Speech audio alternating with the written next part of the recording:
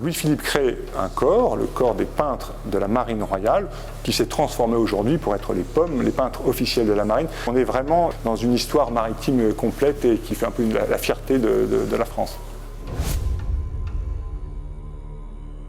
Nous sommes dans la galerie de la puissance navale et d'innovation, une des grandes galeries du Musée national de la Marine à Paris. Et devant un tableau, un petit tableau, mais une grande histoire de Théodore Gudin, un des premiers peintres de la Marine royale.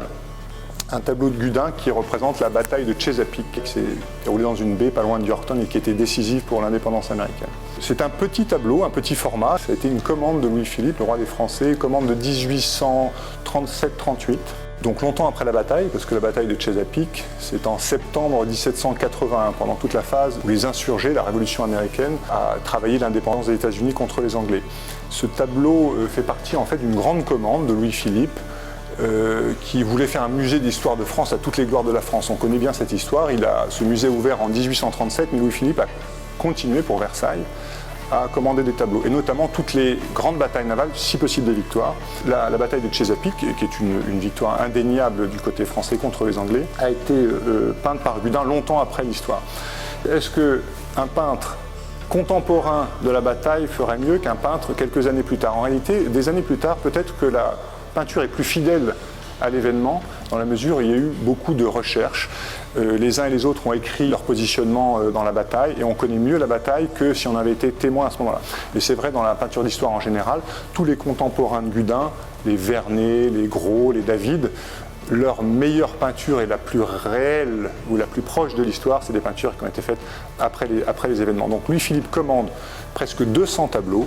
En réalité, 90 seront produits par Gudin, qui sont au musée de Versailles en grande partie. Et le musée de Versailles, l'année dernière, a déposé pour l'ouverture du musée de la Marine cette bataille de Chesapeake, qui est à côté d'un autre grand tableau qui est la bataille d'Ouessant, qui a précédé la bataille de Chesapeake en 1778. Mais celui-là est à la fois élégant dans son cadre, élégant dans la manière dont il a traité la mer. Juste à côté de moi, là, sur ce tableau, il y a un bateau qui s'appelle l'Auguste, qui a un 80 canons, donc un gros bateau. La plupart des bateaux de la bataille de Chesapeake sont des bateaux de 74 canons, aussi bien du côté de Graves et Hood, qui sont les amiraux et les chefs d'escadre anglais, ou du côté de Grasse et d'autres.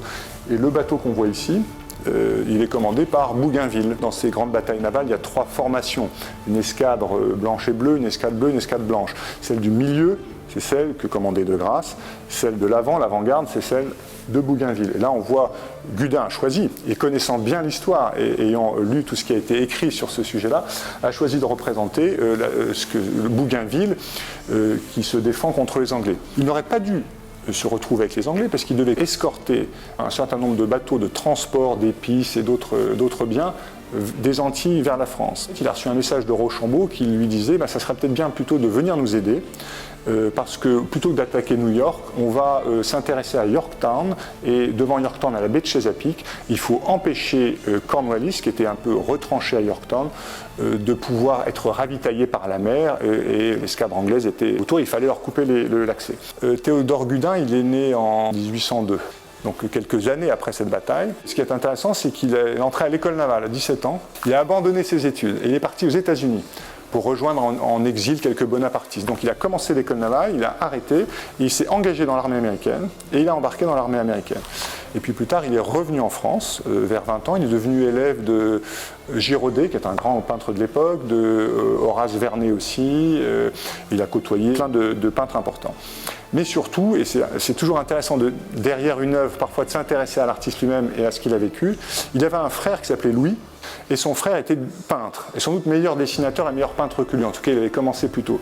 Mais au cours d'une régate sur la Seine, avec la fiancée de son frère, le bateau chavire, son frère et sa fiancée meurent sous ses yeux.